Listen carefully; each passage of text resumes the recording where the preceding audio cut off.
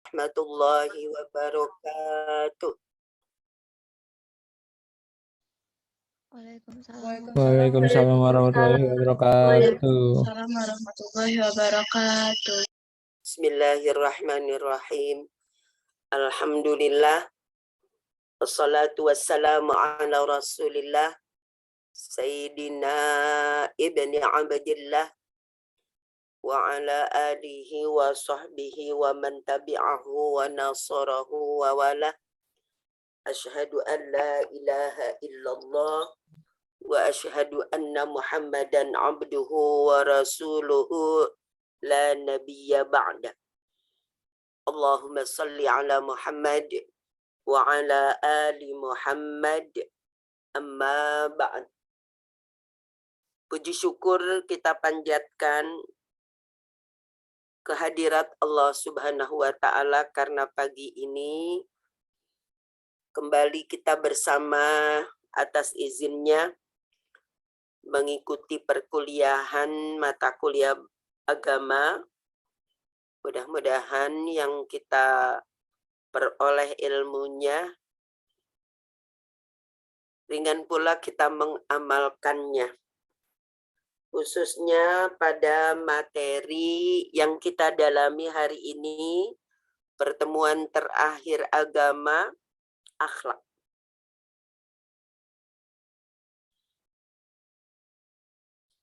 Sarana kita berhubungan dengan Tuhan pencipta alam semesta yang maha kuasa dengan akhlak. Kita bergaul dengan makhluk ciptaan Allah dengan akhlak. Makhluk, manusia, hayawanun, hewan, nabatun, tumbuh-tumbuhan dengan akhlak. Dengan sang kholik apalagi. Ya. Kita berhubungan secara vertikal dan horizontal dengan menggunakan, dengan menerapkan akhlak. Kalian tentu sudah paham bahwa akhlak itu ada dua macam. Ada akhlak mahmudah yang terpuji, ada akhlak madmumah yang tercela.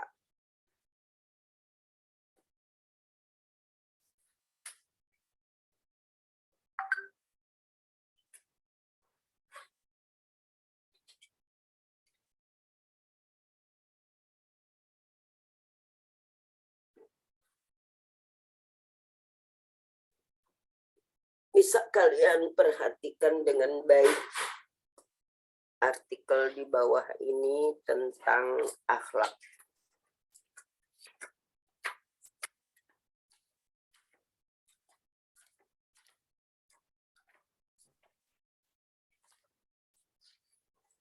Akan saya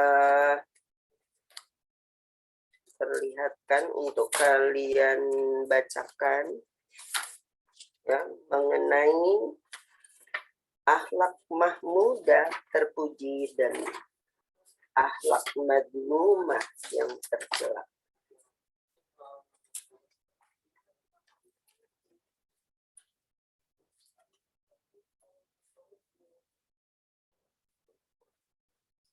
Ini tutupnya ya. Wanita mana?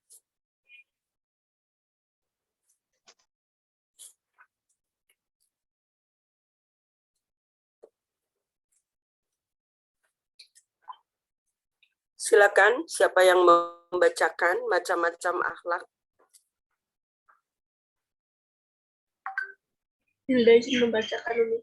Ya. Macam-macam akhlak. Para ahli membagi akhlak ini menjadi dua macam. Yang pertama, akhlak mahmudah atau akhlak yang terpuji. Ini termasuk budi pekerti yang baik. Menurut Hasan rahimahullah, bahwa budi pekerti yang baik adalah menunjukkan wajah yang berseri-seri, memberikan bantuan sebagai tanda kedermawanan, dan menahan diri dari perbuatan yang menyakiti. Selanjutnya, Hasan menambahkan, budi pekerti yang baik ialah membuat kerelaan seluruh makhluk, baik dalam kesukaan atau karena murah rezeki, atau dalam kedukaan atau keadaan kekurangan. Jadi budi pekerti ini hakikatnya adalah suatu bentuk dari sesuatu jiwa yang benar-benar telah meresap, dan dari situlah timbulnya berbagai perbuatan dengan cara spontan dan mudah, tanpa dibuat-buat dan tanpa membutuhkan pemikiran atau angan-angan. Contoh akhlak terpuji di dalam Al-Quran surat Al-Imran ayat 3. Surat Al-Imran ayat Ali Imran. Ali Imran ayat 153 yang artinya 159. di 159 yang artinya, maka disebabkan rahmat Allah lah kamu berlaku lemah lembut terhadap mereka. Sekiranya kamu bersikap keras lagi berhati kasar, tentulah mereka menjauhkan diri dari sekelilingmu. Karena itu maafkanlah mereka, mohonkanlah ampun bagi mereka, dan bermusyawarahlah dengan mereka dalam urusan itu.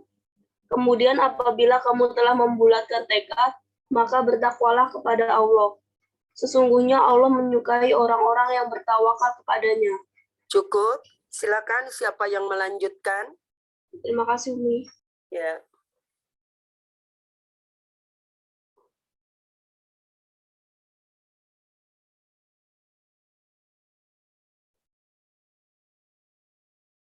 Silakan, ada yang melanjutkan?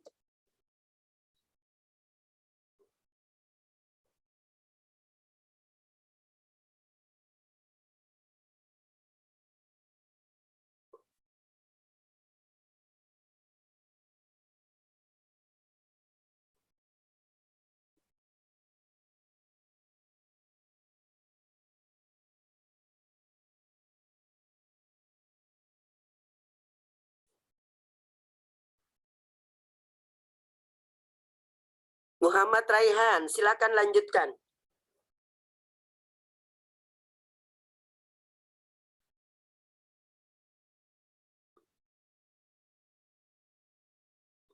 Muhammad Raihan tidak ada? Ada Umi. Ya, silakan lanjutkan.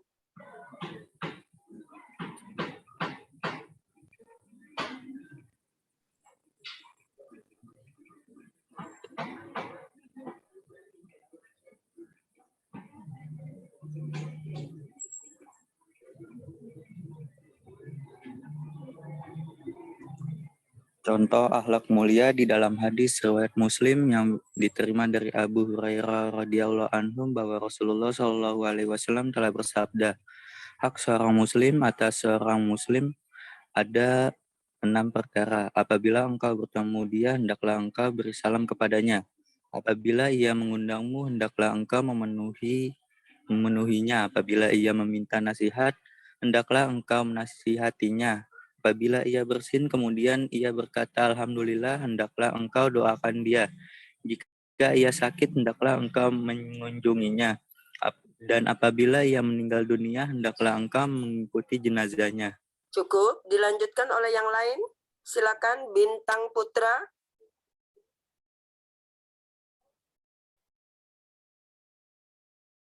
Bintang Putra.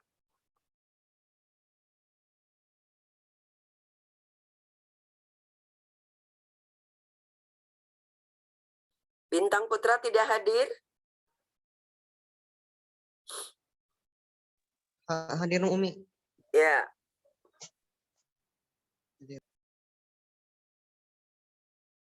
Lanjutkan.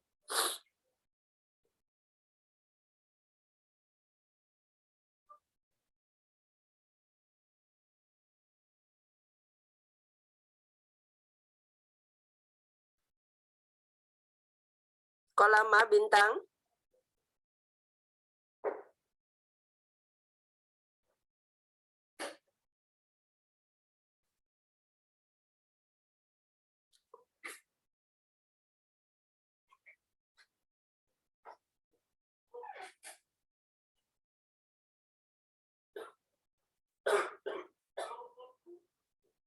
Kalau Bintang Putra tidak bersedia, Bisa diganti yang wanita, yang lain.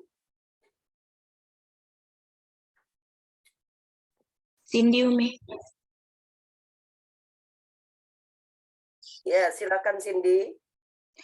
2. Akhlak mazmumah atau akhlak yang tercela.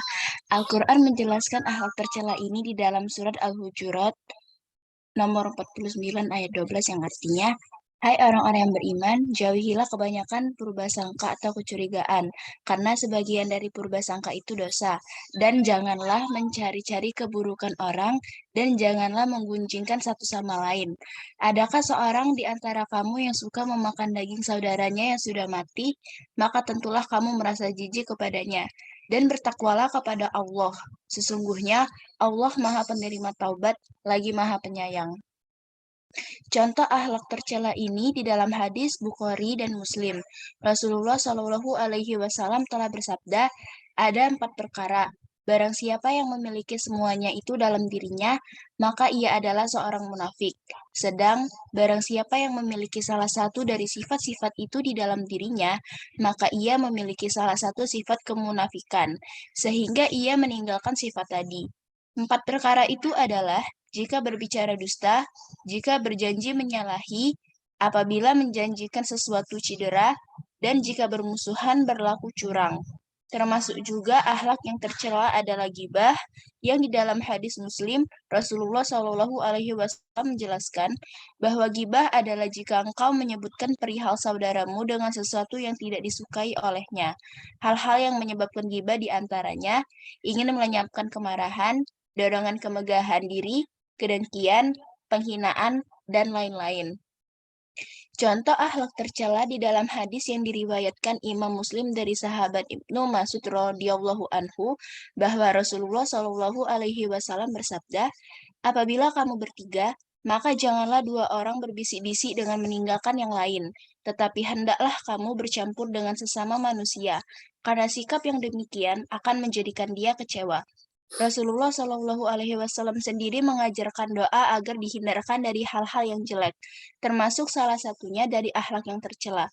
Doa Rasulullah tersebut berbunyi, Ya Allah, jauhkanlah aku dari akhlak, amal, kemauan, dan penyakit yang jelek. Iya.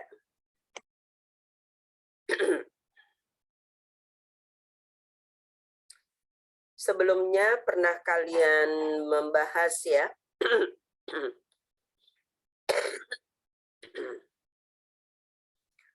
mengenai contoh akhlak terpuji dan akhlak tercela. Lalu ditambah lagi dengan isi artikel yang baru saja dibacakan. Ada yang mau menjawab bagaimana hukumnya ghibah atau membicarakan kejelekan orang lain?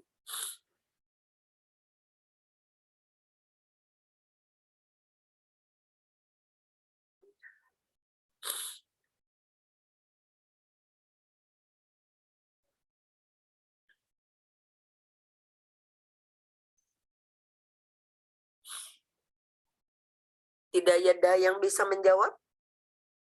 Hukum ghibah, membicarakan. Karena tadi sudah kita ketahui ghibah termasuk akhlak yang mazmumah, yang tercela.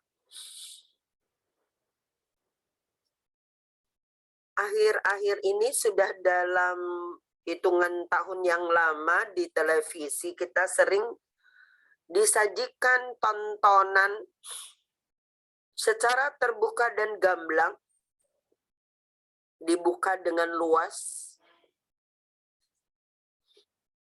rahasia rumah tangga, dan yang memang ditampilkan adalah selebritas atau selebriti, orang-orang populer.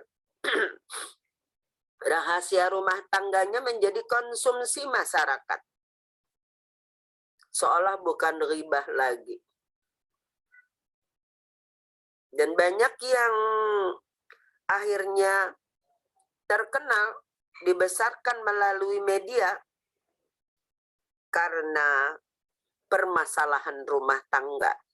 yang seharusnya itu tidak boleh dibuka di hadapan umum, malah menjadi rahasia umum. Ya, jadi hukumnya di dalam agama Islam, riba haram.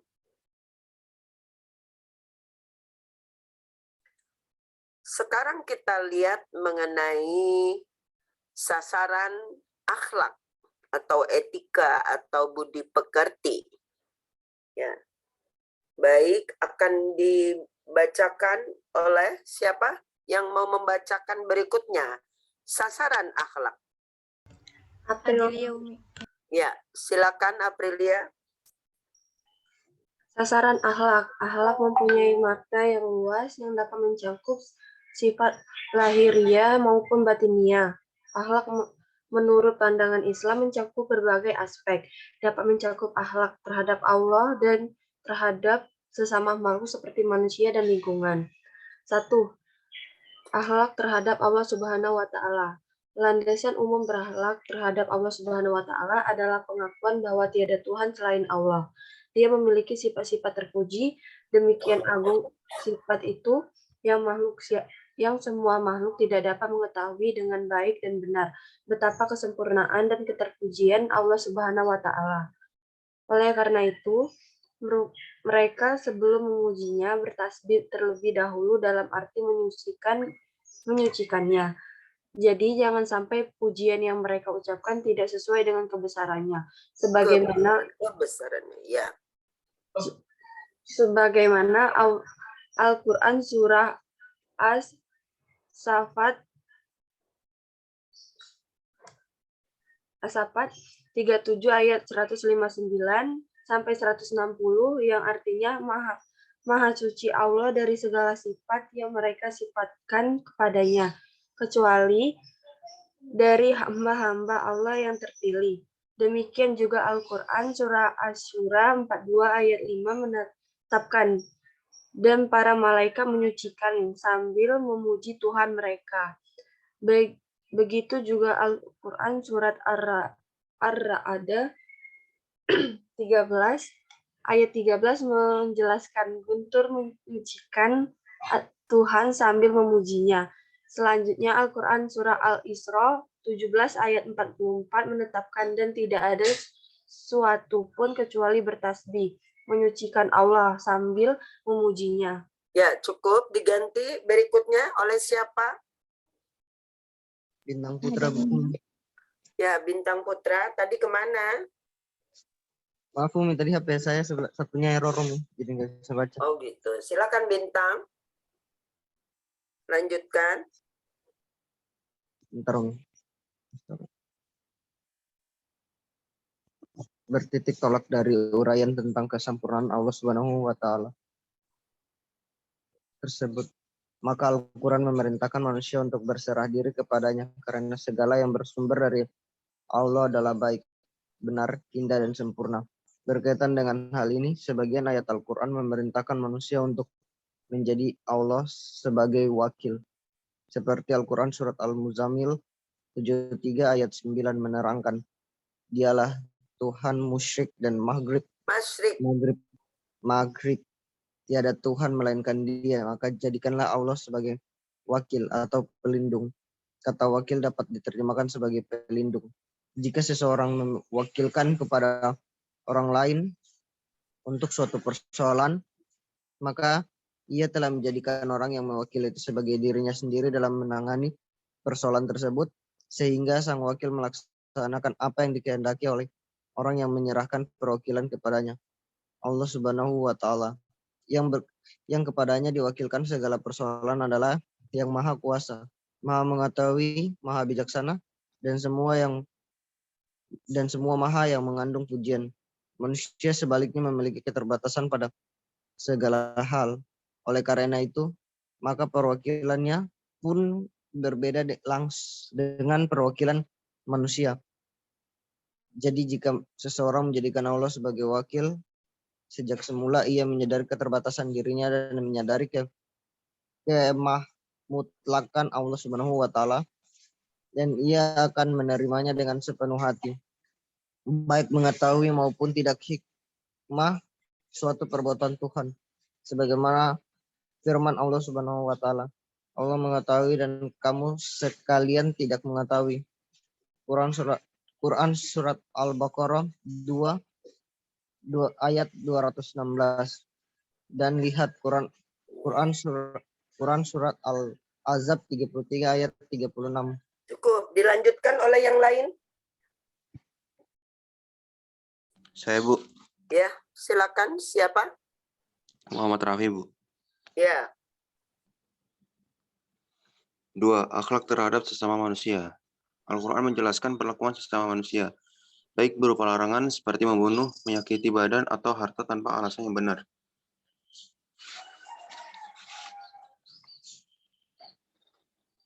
Juga termasuk larangan menyakiti hati walaupun disertai dengan memberi.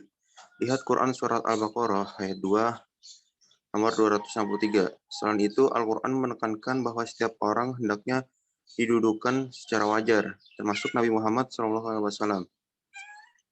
Dinyatakan pula sebagai manusia biasa, namun dinyatakan pula beliau adalah Rasul yang memperoleh wahyu dari Allah. Atas dasar ini, beliau berhak memperoleh penghormatan melebihi manusia lain. Seperti dalam Al-Quran, Quran surat Al-Hujarat ayat 49 nomor 2, Quran surat An-Nur ayat 24 nomor 63. Al-Quran juga menekankan perlunya privasi atau kekuasaan atau kebebasan pribadi. Quran surat An-Nur ayat 24 nomor 27 dan 58. Salam yang diucapkan wajib dijawab dengan salam yang serupa dan dianjurkan agar dijawab dengan salam yang lebih baik. Quran surat An-Nisa nomor 4 ayat 86. Setiap ucapan harus ucapan yang baik. Quran surat Al-Baqarah nomor 2 ayat 83 dan Quran surat Al-Ahzab nomor 33 ayat 70. Seseorang tidak boleh mengolok-olokkan orang lain atau kelompok lain dan tidak boleh memanggil dengan gelar-gelar yang buruk.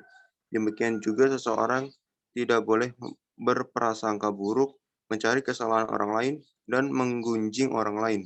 Ya, cukup.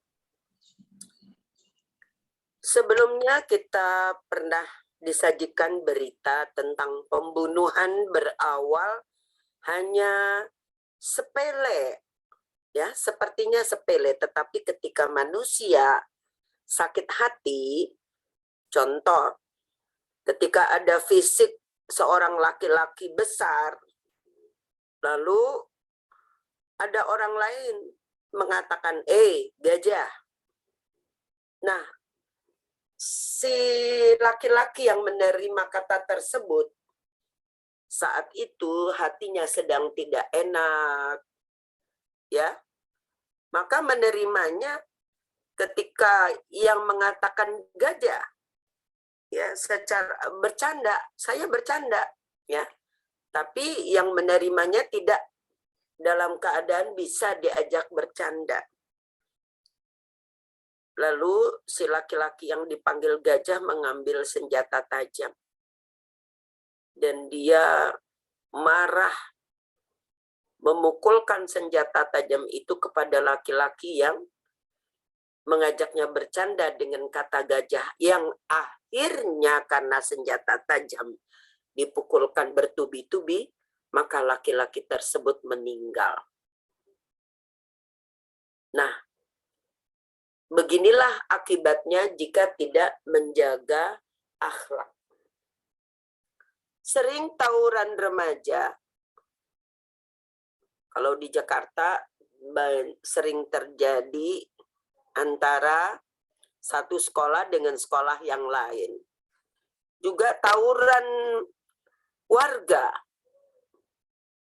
antara satu gang dengan gang yang lain, antara kelompok pemuda yang satu dengan kelompok pemuda yang lain, ya, terjadi juga hanya karena kata-kata, ya. Nah, ini karena melanggar dari akhlak. Sebaiknya menghindari kejadian huru-hara di masyarakat dan juga menyelamatkan diri kita, terutama kalian sebagai pemuda yang kadang dengan mudah ya berkata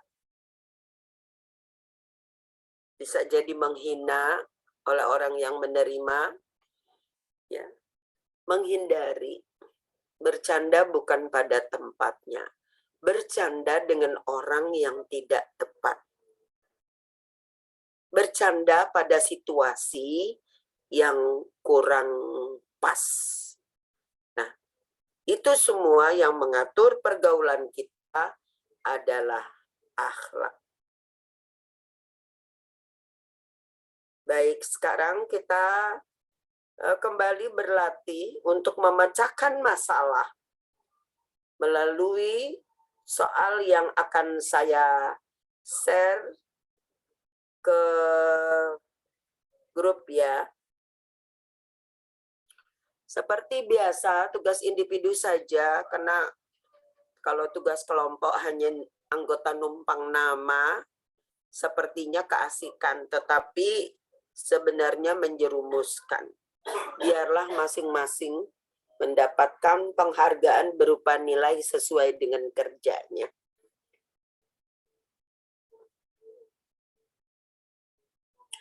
Agar kalian bisa cepat menyelesaikannya, seperti kemarin saya usahakan share-nya satu-satu ya.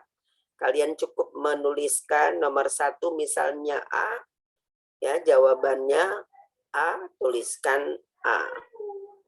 Berkaitan dengan akhlak, berkaitan dengan kehidupan kita bersosial di masyarakat, ya.